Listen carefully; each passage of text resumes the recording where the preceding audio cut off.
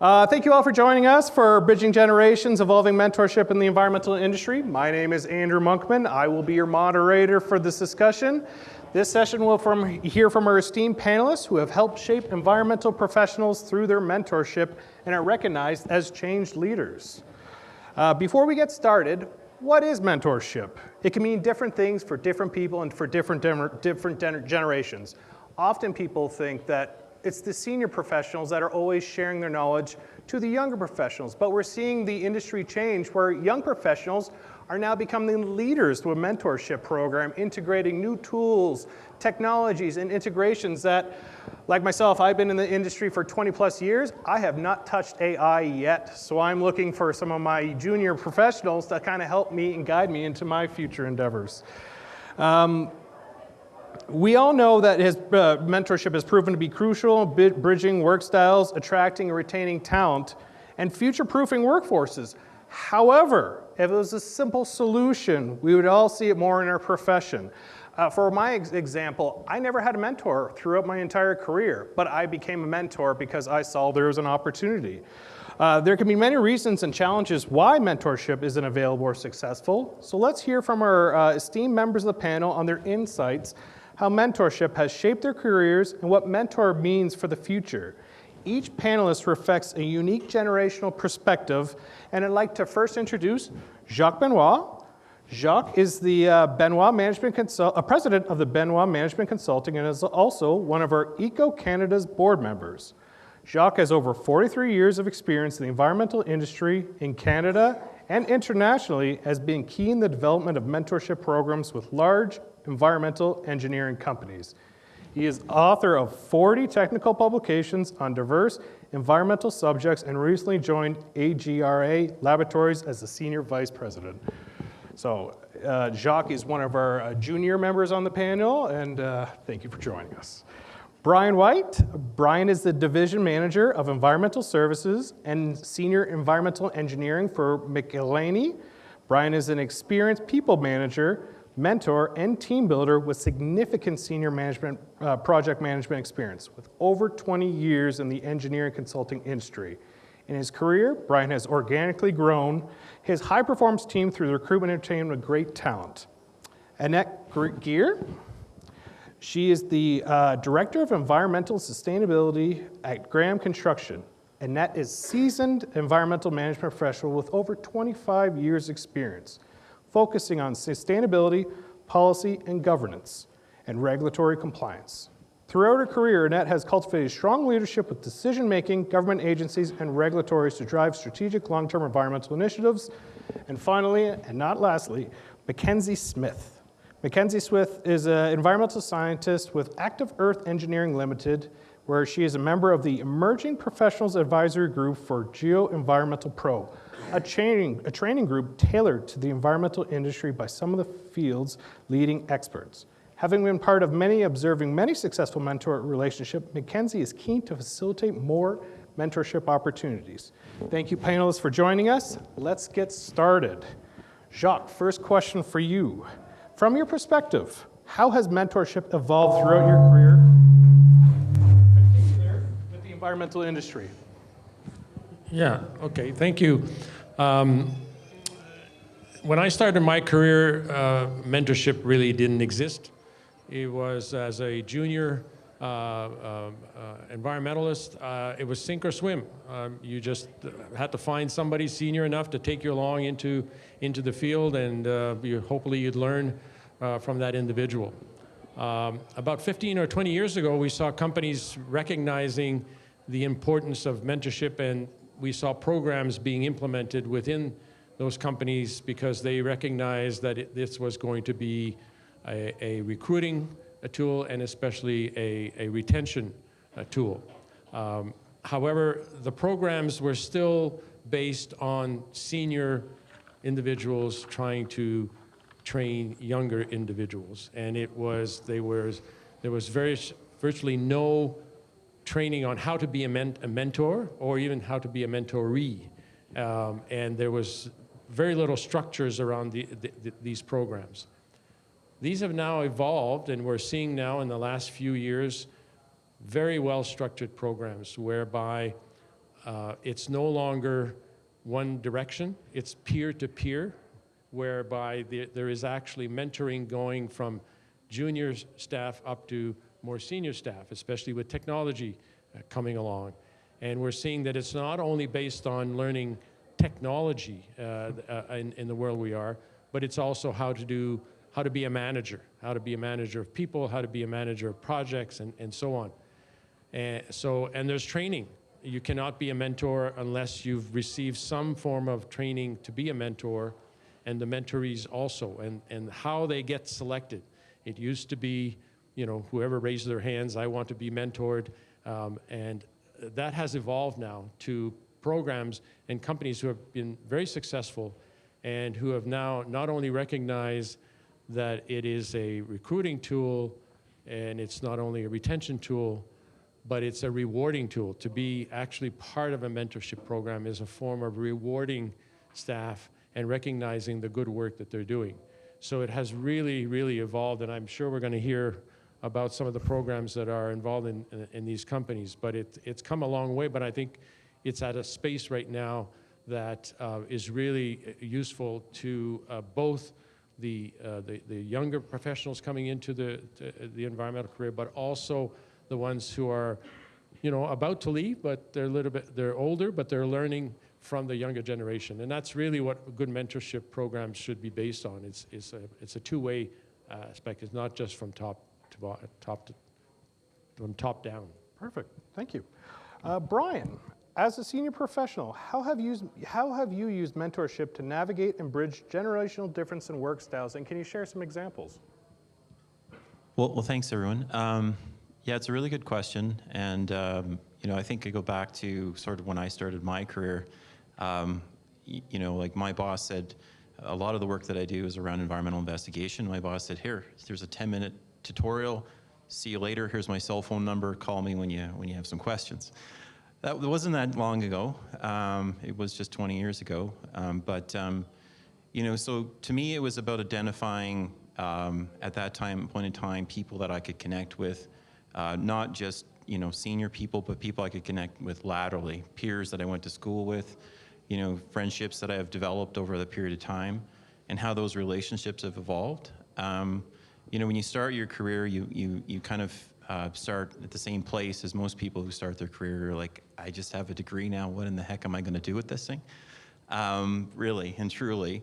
And then you kind of learn what you need to know and learn how that integration goes through your life.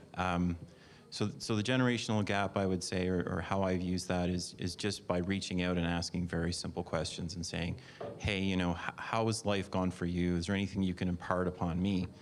About 5 years ago, I was president of the Environmental Association in BC, and I realized that I was the one that was starting to be asked those questions. It was a very peculiar feeling for me, because I've always felt I was the one trying to be the person chasing the senior folks.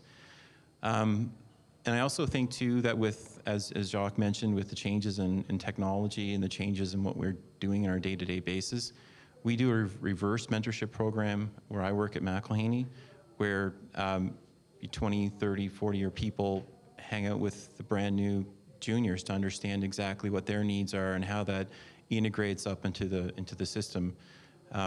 Universities are teaching people some amazing things, and we just need to understand and grasp that and how it flows into our business flow. So that's how I look at that. That's how I kind of deal with it. Great. Annette, how do you perceive the impact of mentorship programs on employee engagement and retention? I think, a lot of people coming into the industry now, whether it's mentorship, the company they're working for, the employees, you want to work for a place where you're excited to be there, you're proud to say where you work, and you feel like it's really supporting you as much as you're supporting the company. So, like for Graham, where I work right now, we have a new grad program. So when our students come, often they come as co-op students and then usually come back afterward. But there is a formalized system that they go into in a program where they meet in person at least once a year. So with their peers, when they do that, they often have spent time with our board of directors. They've spent time with our executive.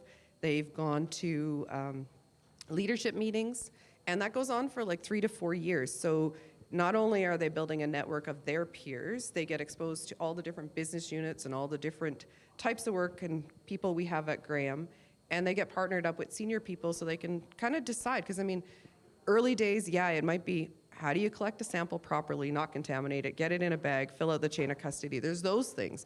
But then how do you navigate the industry?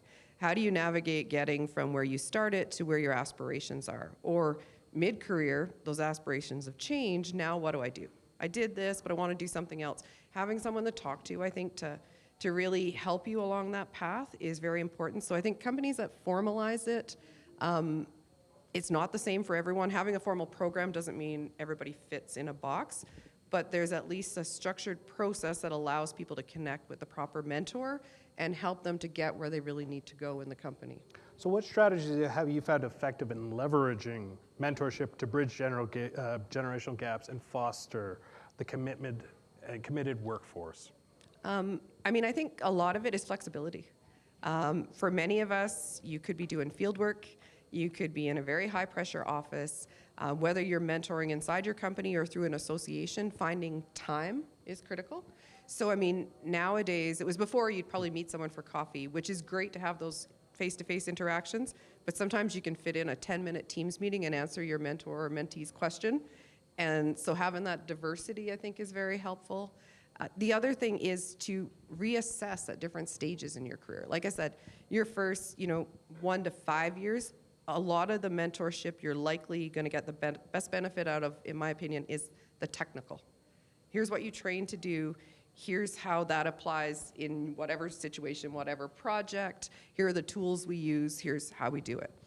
As your career evolves, that really changes, because now it's like, okay, I've done my field work. I want to go into project management. Well, how do I get from here to there? So being able to switch and have a different mentor. For me, mid-career, I was having children. I needed to have a very different conversation about how I balanced my career and my family. So some of those are, informal mentorships. Some of them are very formal. But I think, just knowing that, like we learned about AI today, we're just starting to go. As you start your career, it's going up and it's going to change. And you need to be able to pivot and move. And you may have 3 mentors, right? Like there might be one for your area of technical expertise. There might be the one who just keeps you sane on those crazy days. And then there might be someone that you're talking to about how do I do this work-life balance, whatever your work life and home life looks like for you. So, I love that thought. It's not just about work-life environment, it's also the work-life balance. Because as we all know, as a serious professional, time demands can be a challenge in having a personal life. So that is a great thought to have the mentor, not just for professional development, but for your personal life as well. Mackenzie, as a millennial environmental professional, how do you see mentorship facilitating the transfer of technology between generations? So we have a lot of our senior staff passing down their learned experience in the field and all of their worked experience down to our junior professionals, but you also see the junior professionals providing like a reverse mentorship, like Brian said, to the senior professionals. And it's really cool to see. An example of this is we have a PM's group chat where it's all the project managers in the entire company and even juniors and intermediates. Everyone can put their questions into that group chat. And so on certain days, seniors will put in almost like a game of okay, is this an area of potential environmental concern or not? And kind of every junior intermediate has a chance to weigh in on this and why, and is a really good unstructured mentorship opportunity that you wouldn't really see in other companies, but we have that opportunity to kind of interact in that way. And on the flip side, you'll see a senior professional reach out in that group chat and be like, hey, I'm trying to use Surfer to do this or visualize this.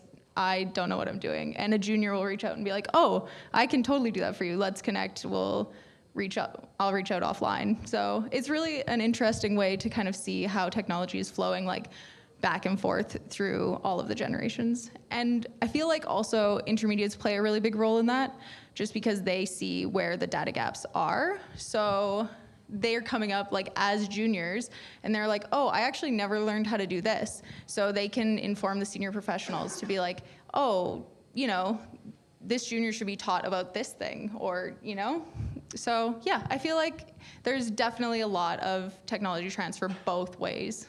which is super cool. So what, in your opinion, what would be the best recommendations for young professionals to reach out to their senior professionals to get them part of the mentorship program to adopt more of a technology-based mindset? I feel like conversations like these really help, you know? I think another thing too is just, picking up the phone, being like, hey, you know, I actually have this solution to this problem, or the juniors kind of have to be proactive to facilitate this kind of transfer as well. Be like, this is the knowledge that I have, or like, I know, you know, how to use GIS to visualize this, and they can bring that forward to the seniors. As intimidating as it might be, I feel like senior professionals in today's day and age are more open to the technology transfer back reverse to them as well. So just kind of having that open door, and don't be afraid to talk to the senior professionals. They were in your shoes at one point, and they know that you bring a lot to the table, especially with, you know, the plenary discussion this morning about AI and all that. I think it's super important to show what you know, like what Brian was saying and Annette was saying. And it touches on what Jacques said. And Jacques as well, yeah. It touches on what Jacques was saying earlier. He's recognized as a change leader, but he touched on the very beginning that you have to have an open dialogue with your members of your team. If you want to be successful in your career, you have to be open to just learning from different perspectives and different experiences. That helps you to grow as a professional. And that's, I'm sure, helped you contribute to be successful in your career as well. Now we reach the section for all panelists can add their points. Sorry, this is a bit of a word question, like a very garbled question, but how can mentorship programs be designed to not only bridge generational gaps, but also equip the environmental workforce with the adaptability needed to navigate future challenges such as technology advancements and shifting industry demands? Jacques, could you start? Question again? Sorry, so it long. is a very long question. Yeah, just the How first can mentorship programs be designed to not only bridge generational gaps, but also equip the environmental workforce with the adaptability needed to navigate future challenges? Right. So I think those who design these programs, usually within HR departments, they really have to listen to their staff and those who are coming in and those who've been there for a long time, and listen to see exactly what is the concern, because the concerns change as we talked about throughout your career, from the beginning, the technical knowledge that you may want to get to becoming a project manager, and then there's also all these lifestyle changes that are happening, right? So we've seen, post-COVID, where companies are just in the office 2 or 3 days a week. And the ones that need the mentorship, have to be in the office at the same day that the person that they want mentoring from has to be there. So there's challenges associated with that, but I think the most important thing is to listen, and to listen to what the needs are out there within your company at the time of your career, but also as to what's happening within the market. Perfect. Panelists, do you want to add anything? And echo then Brian. Okay, so to add to what we were just talking about, I think the other way we can really set young professionals and even anybody else in the industry up for success outside of that sort of technical mentorship is to really diversify who you're looking at or who you're working with for mentors. So if we were to think of inside a company, I alluded to our grad program earlier, so we'll have engineers, we'll have safety people, we'll have accountants, like all cybersecurity all across our business, because our grads are coming in all the different departments. So having them together and having different guest speakers, yes, you may have a science background and you're focused on this, but I'm having trouble with the AI, I know who to talk to. Or I'd like to do this, is it something we can do within our system? And then by the same token, I think the mentorship that you can get outside of your company is also really good, whether it's like an Eco Canada or Alberta Institute of Agrologists or wherever you are, because there you'll get the cross-section of consultants, industry, government, and that's something else across your career is you may start in one area, but you may end up finding that you want to work elsewhere, educational institutes. So then it also exposes you to all the diversity, aside from the fact that we have, how many professions within the environmental field. You can work for so many different sectors within the environmental field. So, I think that's a way to structure it to make sure that there's well-rounded success. Great. Brian? Oh, might not be on. I think Annette took a lot of the thunder there. Well, yeah, so I was just going to maybe put a little bit more on that. Is one of the things that I do for mentorship and where I've learned a lot is I volunteer in a lot of boards, volunteer, excuse me, in the community. And in that way, I get cross-connected with a lot of different professionals. Like an accounting perspective on a board discussion or something like that. And that's really allowed me to sort of round out my knowledge in the things that I do on a day-to-day basis. I also listen to my clients because I learn what their pain points are and how they're doing mentorship and how they're communicating that to their employees. It gives me just a better, broader perspective of who I am and what I'm doing and how I can do it better. So it's kind of an internal soul-searching kind of piece. And then the other side of it that I'm learning more and more every day is like all of us have a brand, and that brand is who we are. And some of it's through social media, some is through operations like this, the things we involve with, the people we connect with. So I think if you just allow yourself, I bet you 95% of us are introverts in this room, just allow yourself to sit back and absorb some of those experiences as you go, and that'll give you a clearer perspective on who you are and where you're going. But my real point is around, get involved, connect with people, learn from them, and ask them questions. And don't worry about the questions, just worry about how you're going to absorb the answer. Great. You don't have to. As a mentee or mentor, how do you define a success or failure with your mentorship program? I feel like as long as you're learning, you're successful. I mean, you might not learn exactly about the industry you're in or what, technical things that you do every day, but, you could learn how to interact in a different setting, or you could learn how to be on a panel, or you could learn a bunch of different things. And mentorship isn't unsuccessful as long as you're learning, in my opinion, for sure. Great. Anybody? Go ahead. Yeah, go ahead, Jacques. Add to that, I think it's very important at the beginning of the relationship of mentor-mentorship that you clearly understand what are your expectations? What do you want to get out of this, right? And it'll vary from all the things we've been talking about.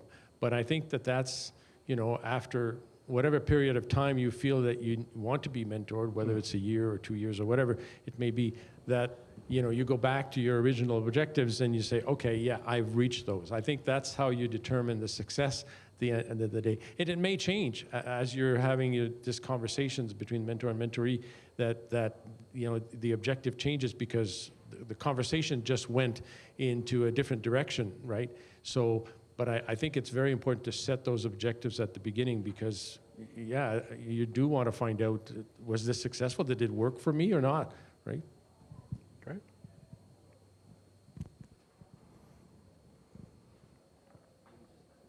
Let's tap it. There we go. Yeah. To add to that, I think as you go through your career too, like we have, I'm in Victoria and I have a couple of friends that are different consultants, and we have a breakfast club. And we're all about the same age and the same level of experience, give or take 5 or so years.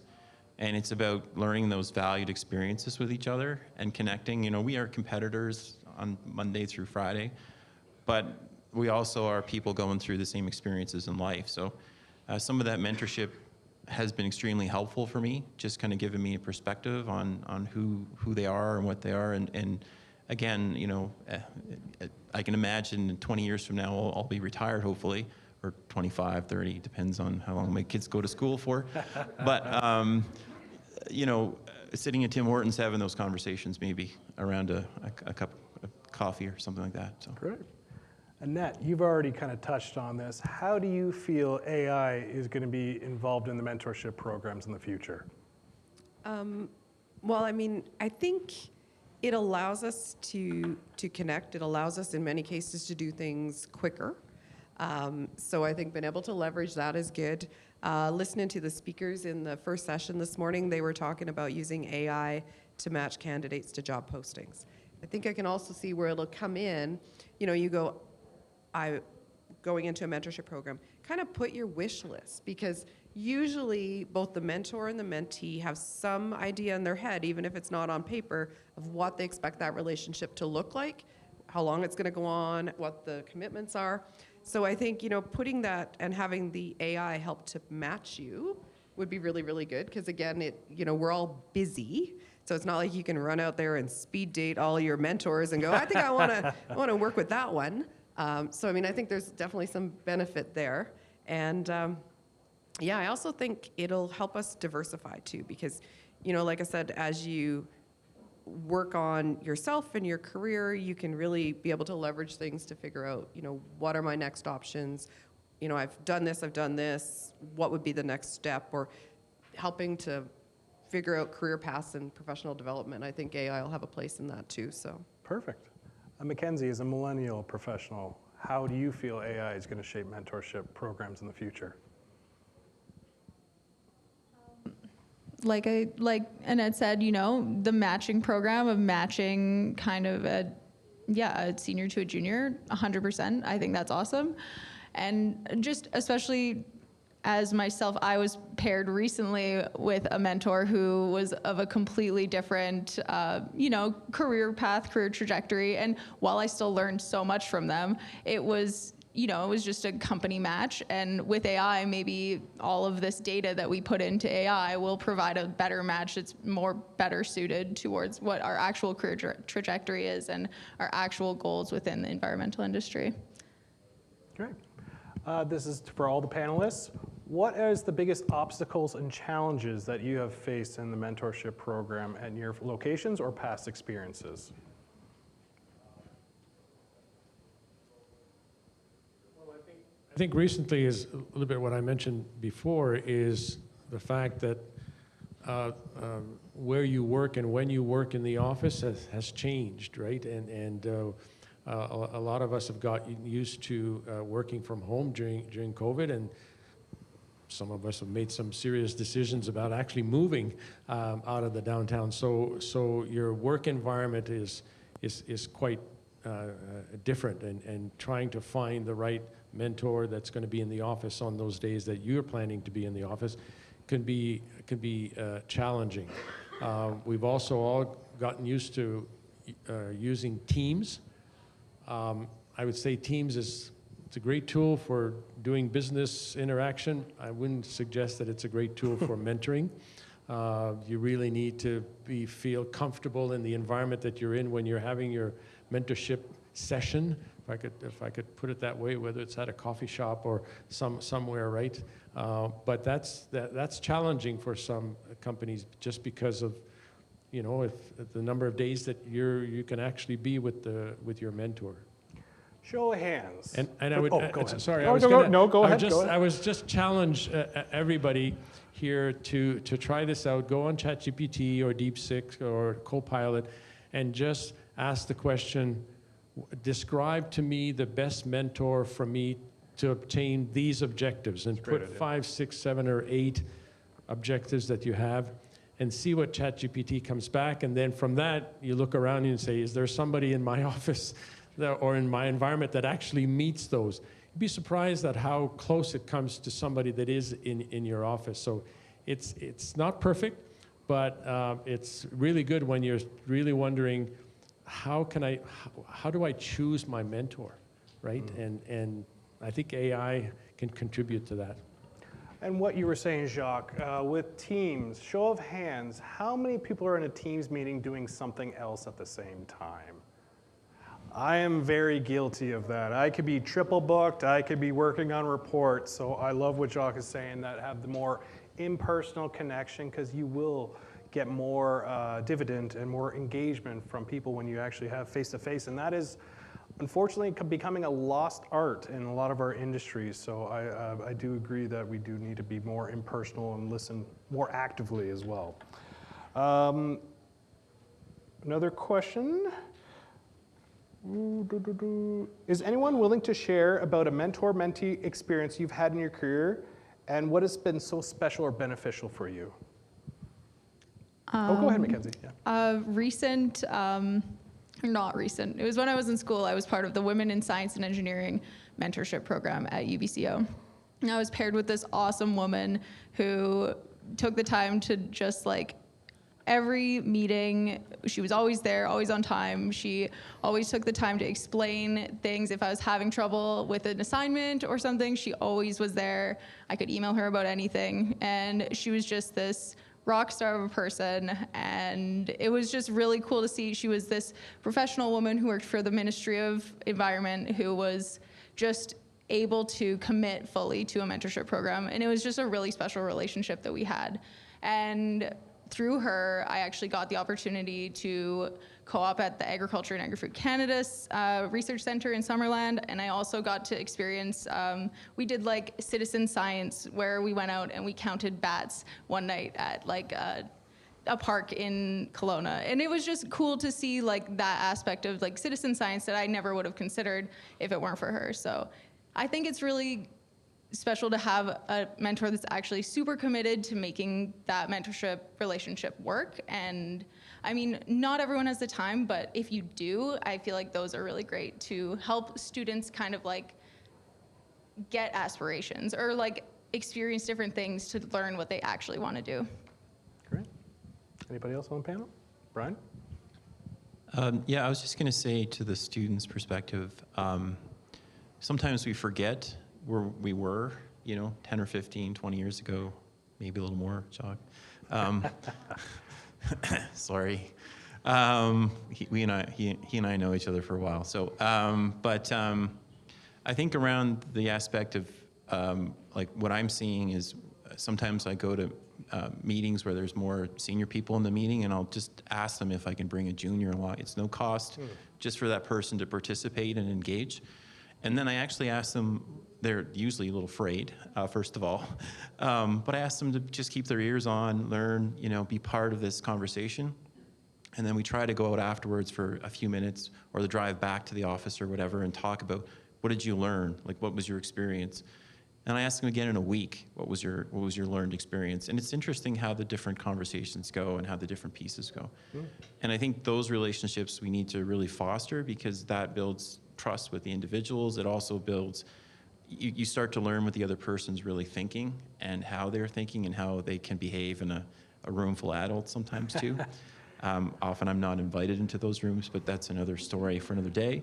But the point is that, like think outside the box, use the small chances that you have to sort of, provide a few minutes here and there. And I think it'll pay dividends for everyone.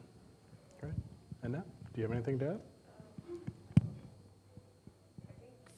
For me, I think back, and one of the mentors that I still actually am in contact with, believe it or not, she taught me chemistry when I was in my third year, starting out. And I ended up doing a summer session working for her on a project she was doing. She's a chemist. She had a doctor in chemistry. And so, in my last year, I was trying to figure out what I was going to do. I was talking about moving away. I mean, I grew up in Newfoundland, knew that once I graduated, if I wanted to go to work anywhere, I was leaving.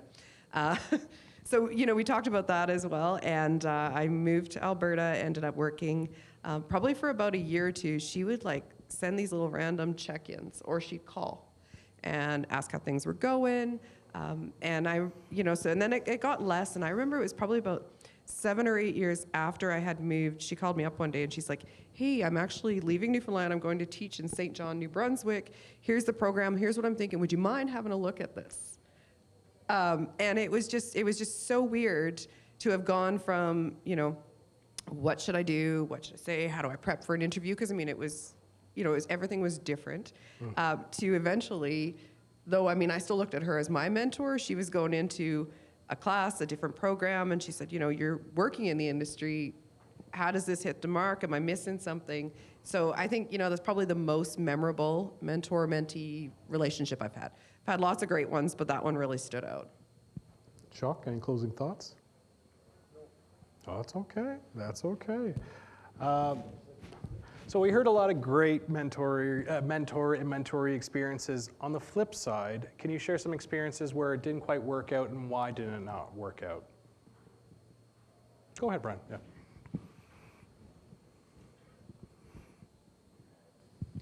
This is the politically correct answer. Appreciate it. We are funded by the Canadian government. Yeah, I would just say that relationships didn't match. Yeah. And communication styles didn't match. And I had this mentor who was like, go read this and then come back. And it was more like a university professor type thing. And if you weren't the smartest guy in the room or person in the room, you didn't meet their mustard. So I don't admit to be the smartest person in the room, but that relationship and the sort of way of communication was really challenging, and it didn't align with how I work. So, but that's okay. We admitted that, he said, like, this isn't gonna work for you, is it? He's like, no, like, not at all. And I said, it's not gonna work for me either, but thank you so much for trying. And that's how we left it. And we still communicate every now and then, but it's just at a different level. So. Yeah. And that's okay. You can go through different mentors throughout your career. It could be 2 months, it could be 3 years, or you can stay in contact for many years afterwards. So that's okay. That's part of the journey and the process. Anybody else have any examples of opportunities? Yeah, not for me personally, but a friend of mine was in the same mentorship program that I was in, and on the flip side, she did not have a committed mentor, and so we'd have these group gatherings and we'd all show up and she would be there and her mentor would be absent again. And it just kind of goes to show, the commitment is required on both sides to kind of have a successful mentorship, as long as you're able to actually transfer that knowledge. And, if your mentorship isn't working out, like Brian was saying, you can always shift the mentorship as well. You can always be like, this really isn't working for me. I'm gonna call someone else or reach out to someone else that I know, because you have free will and you can do that. Great.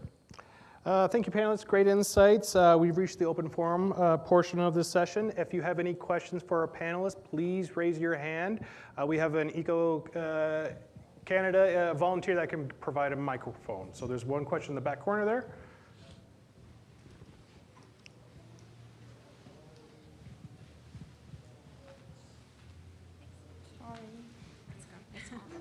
So Mackenzie, I really appreciated your story about your positive mentorship experience. I work for a post-secondary here in Calgary, and it sounds like UCBO facilitated that for you, or was it a club, student club that facilitated? So my question is, how can post-secondaries help create these really positive mentorship experiences for our students? That's a really good question. So the Women in Science and Engineering, it was called the WISE program. And so that was a research project that was actually being undertaken by a lab at the school. So it was funded by the university, and it was essentially, it was a longitudinal study from which they would start when we were in school, which I think that was 2018 perhaps. And then we were supposed to have follow-ups kind of throughout our career. With COVID and everything that happened, I think a lot of things got jumbled around. I'm not sure exactly where that ended up, but I would say institutionally funded mentorship programs are definitely the way to go. If you can swing it, if you can get grants or funding through, I know there's different grants for especially women in STEM to kind of have those conversations, and I think I'm not exactly sure where you would go to apply for those, but I know that they're out there. And I think that, if you can organize a research study, then you can get so much of it covered.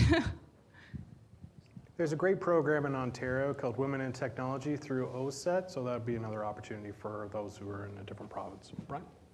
Yeah, I was just going to add too that Annette and we were talking before this, and both of us participate on advisory committees for different programs. And I think having a strong advisory committee for your program will help with that. One of the things that I do with BCIT in Vancouver is we have a kind of a armchair kind of discussion with the students involved, and it's a virtual discussion once a year, but we open the forum, we try to break down those barriers try to confirm that people can connect. Like I always say to everybody, can connect with me on LinkedIn if you wish, if you want to learn a little bit more about me. A lot of people don't often do that. They feel a little hesitant about it. But, everybody that sends me a message, I try to respond and try to build those vertical relationships as much as possible. But having a pack really, I think, helps. And if you focus it on certain things that you're trying to get aspirationally out, then maybe that will help the program a little bit on those aspects. It's just a thought. Great. Oh, question right here. Yeah, like kind of on the flip side, if there's no formalized, funded, like mentorship program in your organization, how do you, like, what are some good approaches to get mentorship when it's not funded or formalized in any way?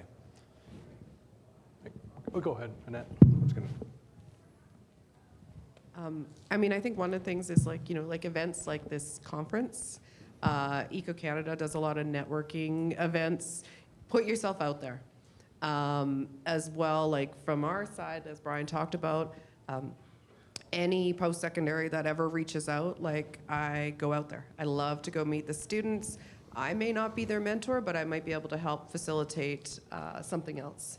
So I think, it's probably a little more work. If you have something formalized, your boss will say, hey, do you want to be in the mentorship program? They'll set you up. And you may get a fabulous mentor and, or it might not be the best. But I think, just talking to people, you see a really great LinkedIn post. Someone has done a paper or they're just talking about something they did. Comment on it or send them a message and say, hey, that's really great. I'm interested. Any chance we could connect and talk about it?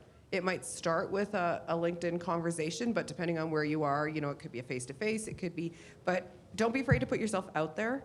I get it's intimidating. I've been doing it forever, and when I have to go present to our board of directors, I still feel queasy, and I know them all. So reaching out to someone you've never met and asking or whatever, but sometimes you just have to be a little bit uncomfortable and reach out, and maybe not everybody's gonna answer either, but I think that's the way to do it if it's not formalized. Yeah, do you think so to bring it up kind of more contextually through conversation and then go from there, but because it'd be kind of awkward to send somebody a message, right? Like, hey, will you be my mentor?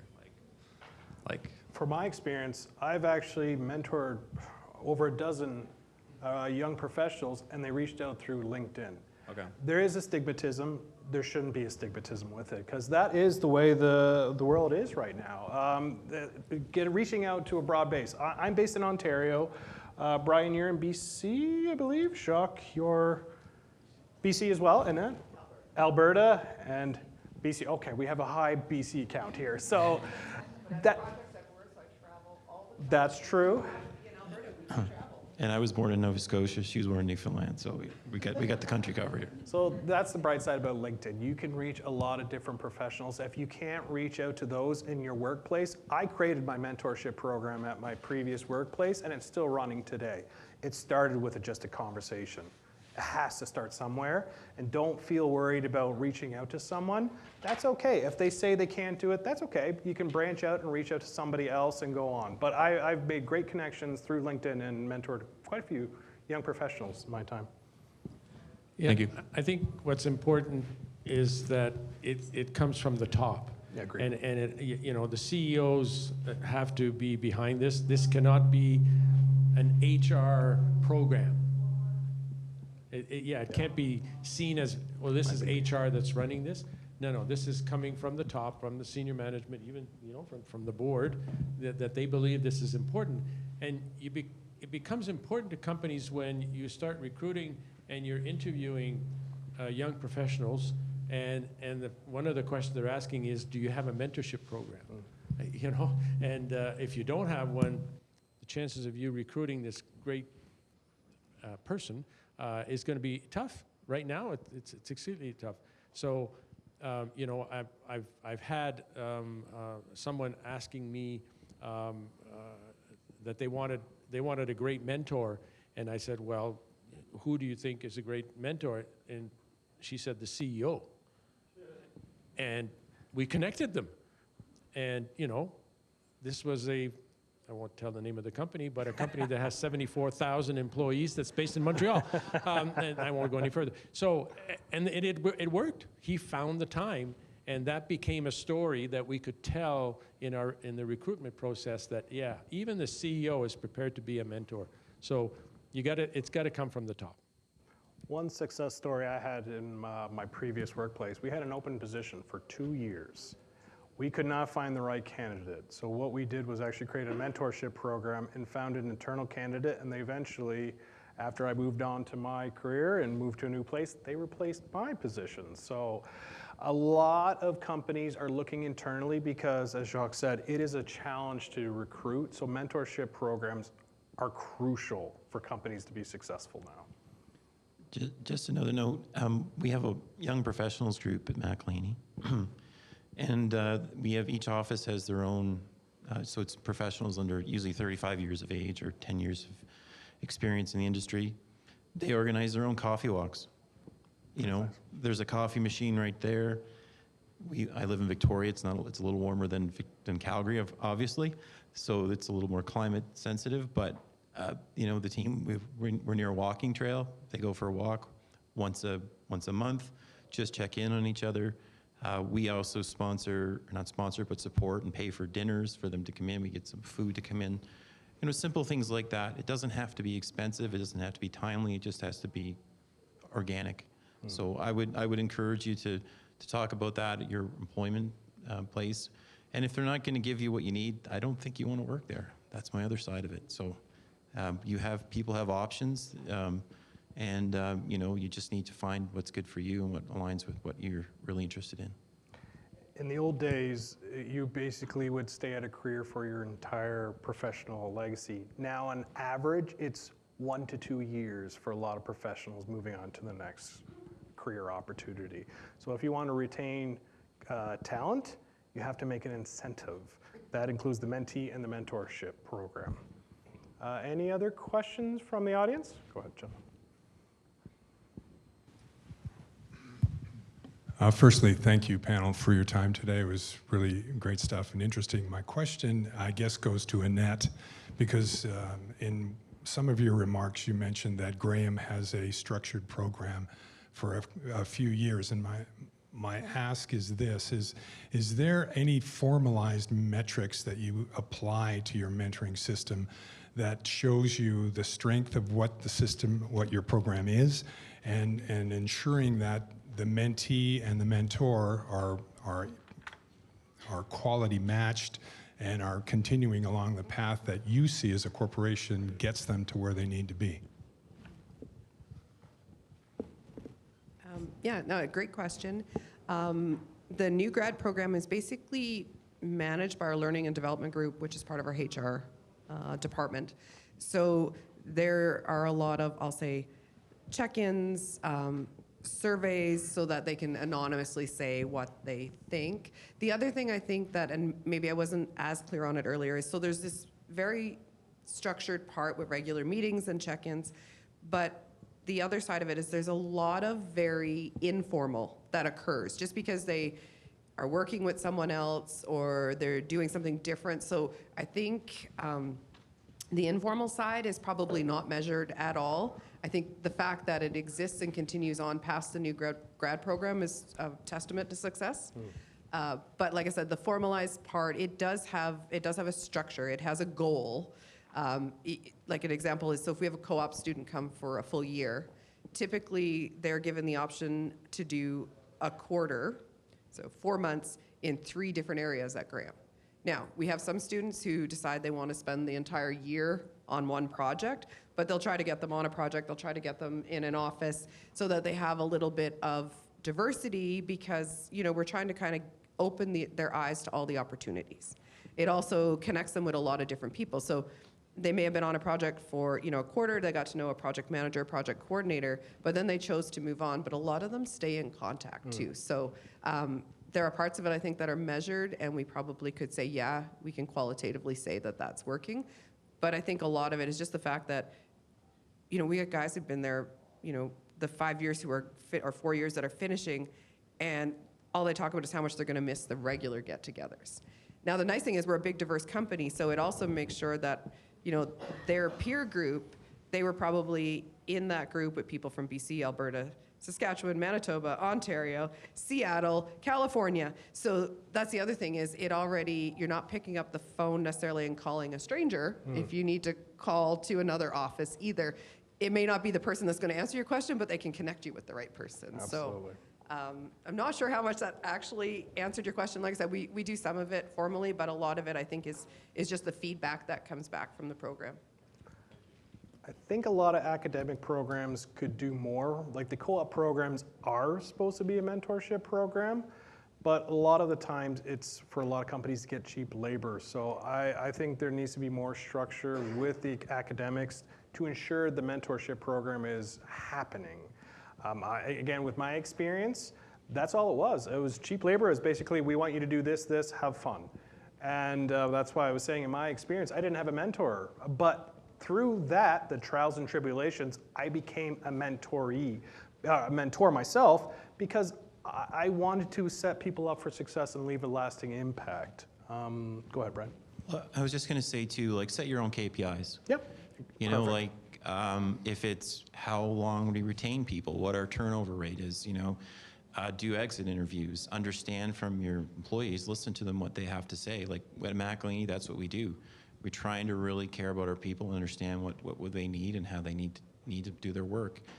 You know, how many people you take from a brand new EIT to a PNG, you know, how that success story is. But continue to allow it to evolve because it's going to evolve. Yes. AI is going to make things interesting. People make things interesting. For me, like when I first started at the company, the guy that did my health and safety orientation was there 45 years. That kind of told me that, you know, he started drafting on paper on a desk. And so, you know, he really had the corporate knowledge. So we put that person in the place, thinking back now, like, here's a person that's going to talk about that, and talk about the evolution of the company through your first orientation. And, you know, we're 115 years old, so we have a 100-year book, right? So we give that to people too, to learn about the entity and all those pieces. But measure your own KPIs, set them, change them, tweak them. Just do something that allows it to work for you. Perfect. Going back to what you said, because I work in post-secondary. Oh, can you, microphone? Sorry. Are you saying that there needs to be more drive from the post-secondary institutions in regards to like capstones, co-ops? Like it needs to come from them more? That sets your success to get into the industry. Co-ops are a great tool to get a job. But again, not a lot of academic programs have a co-op program. Again, it's not as structured. This goes back 20 plus years when I did my schooling and everything. So it has changed a little, but it's still not great because I bring in a lot of students in my workplace. And I ask them, does the school follow up with you to get your thoughts on what you've actually learned? And they're like, no, they just want to make sure that you have your attendance, that you're there Monday to Friday, and you make sure you have a certain amount of hours.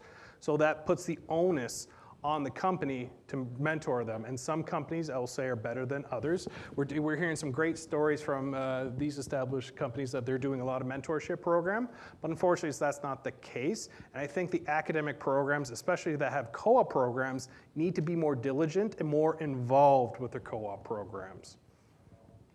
Okay. Go ahead. I'll just say I graduated in 2020 from the University of BC, Okanagan, and our co-op program was great, actually.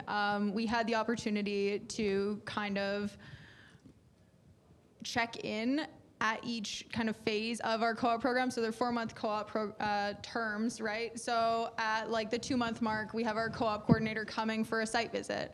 At the 3-month mark, we get the start of our like term paper. So we have to write a term paper or a project for this that your supervisor has to sign and like say, yeah, they did this, this is what they learned, and this is how I contributed to their learning. So it was a really great program to actually work your way through your term rather than just like being cheap labor, like Andrew said. And, you know, and if you were subjected to that, you had the opportunity at the site visit portion to be like, hey, like Concerns, my co-op term, all I've been doing is picking cherries for this whole co-op term. I do not know what I'm learning in this field.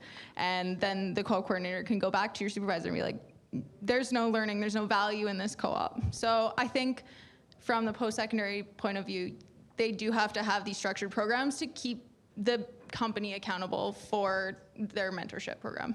Yeah, and the more you ask, the more you learn. You have the power to ask the questions yourself. And as I believe it was Brian that said, set your own KPIs. That is very important because this sets your expectations, what you're hoping to get out of this mentorship/co-op program. We probably have time for one last question. Oh, sorry. You're closer, sorry. I'm wondering if a direct supervisor makes a good mentor, or if someone should be paired with someone else. I ask because I work for a relatively small organization, so you know, if you have under 20 people in your organization out of 2 offices, you know, it's challenging to maybe match people. I'm just wondering what your thoughts are on that. Great. It should never be your direct supervisor.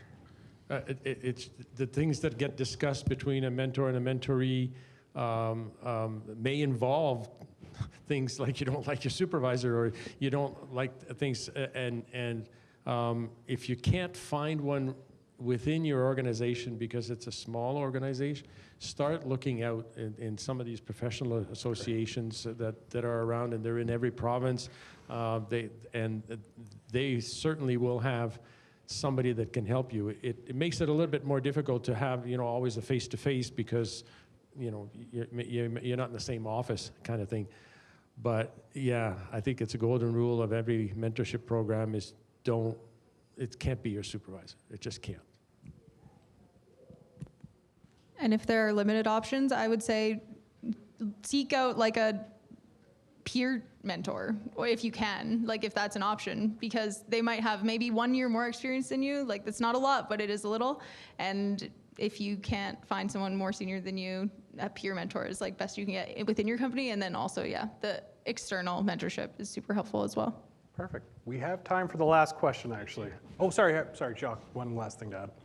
Yeah, I'll just put a plug in for Eco Canada, but they're a good resource for finding people that match what you're looking for. So, and they're across Canada and everywhere else. So reach out to them, and if you can't find somebody within your own organization. I was one of the mentorees with the Eco mentorship program as well. So, okay, last question.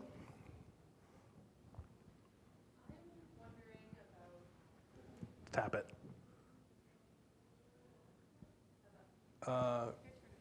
Now it's on? There That's we go. perfect. Thank you. I'm wondering about mid-career mentors. I'm a mid-career professional right now. I'm entering into several mentorship relationships coming this year with a new mentorship program in my office. It seems to be a bit of a unique position to be in rather than being a senior member or a junior mentee. Wondering if there's any advice for that kind of mid-career mentorship role. Great question. Annette, Brent, I see both your microphones going on. I'll take the first crack at it, maybe. So there, a few years ago at McElhaney, the 15-year professionals to the 25-year professionals were like, we have a young professional program, we have a senior leadership type program. What about the rest of us that actually do all the work? No, I mean, that was the obvious comment, right? You know, middle management, and so our people, our managers listen to us, and now we have sort of a group that we deal with as a sort of a management team, like a junior management team or intermediate management team, and we have done formal training along what are some of the skills that we want to learn to be better managers, better people leaders.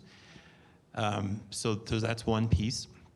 The second piece I'll say is that your limitations are only what you put on yourself. So just figure it out. Excuse me, figure it out and help yourself. We're running out of time, Annette, if you just want a quick little note. The only thing I'd add to that is, first of all, put the effort into deciding what you want out of it. Because you're mid-career. Are you looking for technical expertise? Are you looking for managing people advice? Are you looking for leadership? Do you want to, do something different so that it's very directed what you're looking for in that mentor? And much like Brian said too, if you have a peer group, bring in different people, almost like a lunch and learn. Because sometimes it's hard. Senior leadership is super busy. There's not as many. There's a bunch of you mid-career. A, you can learn from each other, and B is bring in some outside help. And that way they're not committing to being a mentor for 2 years, but they can come in and talk to you about something. And, if you need to follow up with an email after, because you're in a different place in your career, and that might be enough. You might need a dedicated mentor, but you know what I mean? You might be able to get the information you can from a number of different avenues. Perfect. One quick Sure, comment. I'll let us go. Just to let you know, I'm a mentoree. I have a mentor. He's 10 years younger than I am. So this has nothing to do with middle age, whatever. It's the exchange of the information and what you're looking for at the stage of your career. And it doesn't always have to be somebody that's more senior. It can be somebody that you respect and that you know and you work, and that's my case. Oh, that's great. Thank you, panelists, for your thoughts and insights today, and thank you for you joining today.